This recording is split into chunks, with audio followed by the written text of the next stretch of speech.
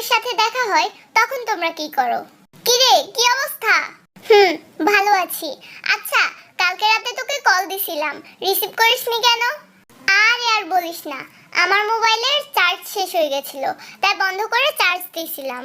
C, তোমরা এমন ভাবে কথা বলো, কিন্তু আমার ফ্রেন্ডরা ওরা নর্মাল ভাবে কথাই বলতে পারে না। কি রে, কি অবস্থা? কি হইছে, কথা বস না কেন? Fuck you.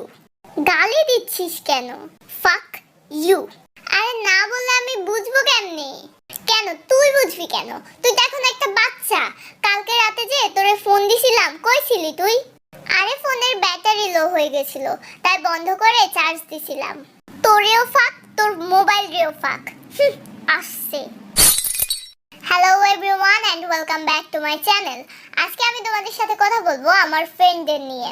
আমি আশা করব, না দোয়া করব যেন তোমাদের ফ্রেন্ড সার্কেলেও এমন ফ্রেন্ডরা থাকে, কারণ আমি এটা কোনোভাবেই বিশ্বাস করতে চাই না যে এমন পোড়া কপাল শুধু আমার আছে।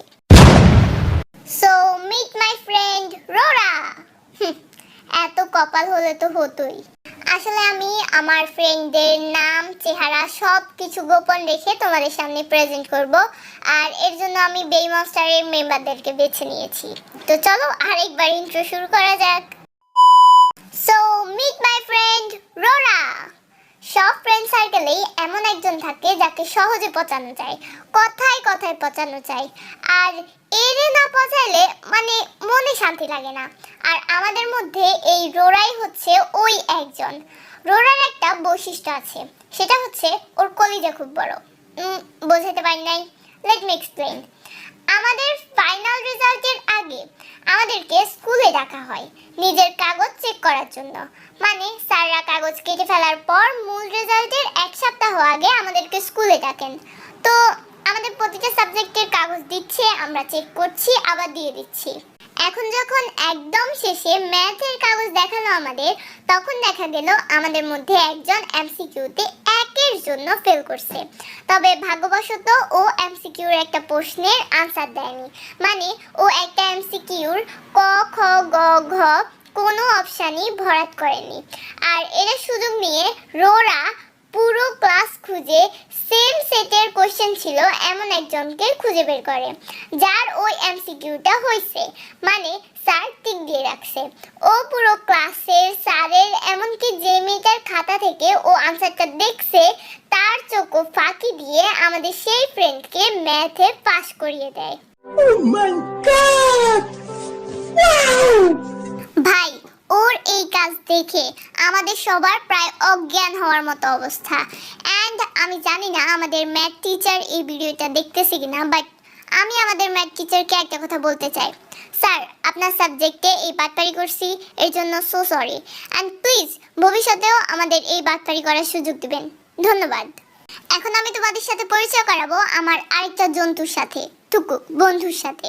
এই জন্তুটার নাম হচ্ছে আমি জন্তু। হ্যাঁ, তো যেটা বলতেছিলাম, সো ওর নাম হচ্ছে চিকিটা। চিকিটা আমাদের মধ্যে সবচেয়ে বেশি ধলা, মানে এক কথায় ও হচ্ছে হোয়াইট ওম্যান, যদিও ওর মধ্যে ওম্যানের কোনো গুণই নেই। ভাই, ও মেয়ে হয়ে যে পরিমাণ ফ্লাটিং করে, ছেলে হইলে আল্লাহ জানি কি করতো। ওর ফ্লাটিং স্কিল যে কত মারাত্মক তা আসলে না দেখলে তোমরা বুঝতে পারবে না। একবার আমরা ওরে ডেয়ার দিছিলাম আমাদের জুনিয়র একটা মেয়ের সাথে ফ্লার্ট করার জন্য। মেয়েটাও একটু রাগী স্বভাবের ছিল, আর আমাদের আগে থেকেই চিনতো। তো চিকিটা মেয়েটার সামনে গিয়ে বলে, hey, you are so beautiful, I love you. এই আপনি যে লেসবিয়ান আগে জানতাম না তো। কি করব বলো, তোমার সৌন্দর্যে আমি পথ হারিয়ে ফেলেছি। বাই দ্য ওয়ে, তুমি তোমার চুলগুলো একটু বেঁধে রাখো তো, না হলে কিছুক্ষণ পর আমি এখানে অজ্ঞান হয়ে যাব। এই আপা, আপনি এখান থেকে যান তো। যাব তো আমি অবশ্যই, কিন্তু তোমার মনের ভেতর। Oh my God! Wow! ভাই, মেয়েটার মুখ তখন দেখার মতো ছিল।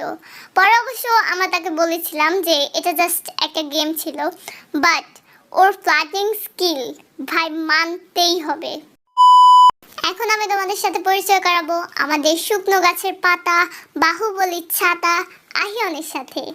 ওকে তোমরা দেখলে তোমাদের কেমন লাগবে জানি না, বাট আমার যখন ওর সাথে দেখা হয়, এই চল তো আমার সাথে। কোথায়? ডাক্তার দেখাবো। কাকে ডাক্তার দেখাবি? আর ডাক্তারের কাছে বা কেন যাবি?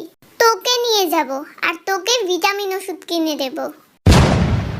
ওকে যতই আমরা চিকনি চামেলি বলি, ওর গায়ে কিন্তু আসলে অনেক শক্তি। আমি জানি না কিভাবে, আসলে কপাল ভাই, বুঝছেন, কপাল। ওদের মতো মানুষেরা সারাদিন হাতির মতো খেয়েও 1 কেজি ওজন বাড়াতে পারে না, আর আমাকে দেখো, পানির গন্ধ শুকলেও 10 কেজি ওজন বেড়ে যায়। আমাদের মধ্যে ওকে সবচেয়ে বেশি স্ট্রং বলার কারণ হচ্ছে ওর মুখ মেশিনের মতো চলে। মানে তুমি বুঝতেও পারবা না যে ও কোন দিক দিয়া কথা ঢুকাই দিছে। আর ওর মারপিট করার স্কিল, ওয়াহ ভাই, পুরা পাড়ার কাকিমাদের মতো। এই মুহূর্তে আমি তোমাদের সাথে যার পরিচয় করাবো, উনি হলেন খুবই মহান একজন ব্যক্তি। এই মহান ব্যক্তিটি সেই ক্যাটাগরির মানুষ যাদের ফোন আসলে ফোন স্পিকারে দেওয়া যায় না, যাদের ভয়েস মেসেজ সবার সামনে শোনা যায় না, যাদের মেসেজ সবার সামনে পড়া যায় না। আর এই রকমই একজন মহান মানুষ যিনি দুর্ভাগ্যবশত আমার ফ্রেন্ড হয়ে গেছেন, তার নাম হচ্ছে রুকা। ভাই রে ভাই, ও এত ডেঞ্জারাস। একবার ও ফোনে আমার সাথে কথা বলছে, তো ওই সময় আমি আমার ফ্যামিলির সাথে বসেছিলাম একটা কাজ করার জন্য। ফোনটা আমি 2 মিনিট স্পিকারে দিছি।